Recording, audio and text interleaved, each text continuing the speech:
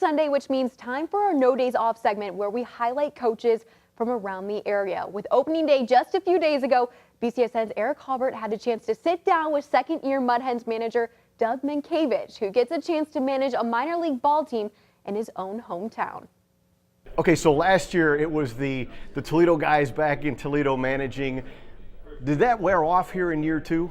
No, I mean, it's still coming back home for me. My parents have a ton of family and friends here still, so it's always going to be a little hectic around here, but I feel like I work better when the world around me is burning all over the place. I feel like I can slow things down. So, I mean, obviously having Mike Hessman here this year will be different, so I can like deflect some of the stuff onto him. He did a lot more here than I did, so you know, it's still home to me. The familiarity, obviously you know the area from last year from home and all that. Is it more familiar in year two as far as, you know, where you are, who you're seeing and that kind of thing? Well, I think away from the field, yes. Obviously the around the game, yes. But inside the game, the guys are ever changing. There are some familiar faces back from last year, but in the job that we do, you know, the faces always change, but you kind of have a way you want it run, and you kind of have to mold them into that. So, like, as far as the game goes, it's what we do, and or as far as the familiarity around the field is huge, because not knowing, you know, little things that, you know, the one thing you learn as a manager is how to, you know, consume your time wisely, and now having an idea where everything is and the people I have to go to in the front office and everything, his second year is going to be a lot more smooth. In that first year, I mean, you were off to the best start in, you know, decades, and then there was a kind of that bottoming out before coming back and winning, you know, a division, which we haven't done in a long time. What do you take away from that journey last year? Well, I think you learn that, like, in minor league baseball, it's AAA, but it's still minor league baseball. Our team dramatically changed in a matter of, you know, 72 hours.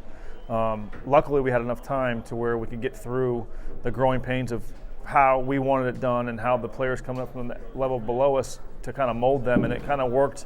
We ran out, it seemed like it worked out perfectly. We had a week left and we kind of clicked it, and we rolled it into the playoffs. So it's forever changing. You kind of set a parameters. The guys in the beginning set a precedent that would have been almost impossible to keep up. But you know, we had a lot of veteran guys that have been around the block, and which helped us all. But this year we have more, let's say, Tiger products, which is a good thing for our organization.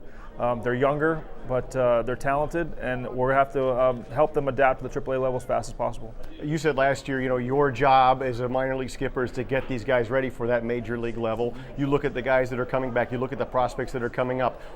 Do we have a chance to see a lot of these guys in Detroit? Hopefully, no. And I mean that in the sense of we don't have a ton of injuries in Detroit. Last year we got killed by the injury bug. This year, when we have some guys that haven't been there yet, we have guys that have been sent back. So each guy's a little bit different. We mold it differently. But you know, hopefully, when we send a guy up, we leave him there, and we don't have the shuttle back and forth. We want them to be. The idea that we're trying to, you know, accomplish is that we dot every I and cross every T. So when they get there, they stay there. Which is, I know it's a pipe dream sometimes because the level is really hard. But the same token, with the experience we have on our staff this year, you know, hopefully we can make that window a little smaller, and we get them out of here, and we get the next wave to come up and do the same thing. A great example of that from last year's team to this year's team is Kristen Stewart. I mean, that first game, did you watch that, and did you take maybe a little bit of pride in that outcome? I didn't watch it. I saw the highlights. You know, a lot of guys on there. Nico Goodrum I've had in Minnesota forever when he was 20 years old, so I worked with him probably more than any other player I've had worked outside of my son. So you have those moments, but yet, you know, yes and no. You know, like it's, you know, Stu was a heck of a hitter before he ever got to me, and you know, I feel like at this level you get to fine tune some things. You know, whereas the guys below me, the coaches he's had before have definitely helped him, his parents, all that stuff. So it's a collective goal for us to get them and turn them into major league products, and you know, when they start doing well, you get that sense of coaching in general is a very if you're waiting for a pat on the back, you're in the wrong profession. You know, it's like we always hear what they do wrong. When the phones stop ringing, we know we did the right thing, and you know, so far so good with Stu.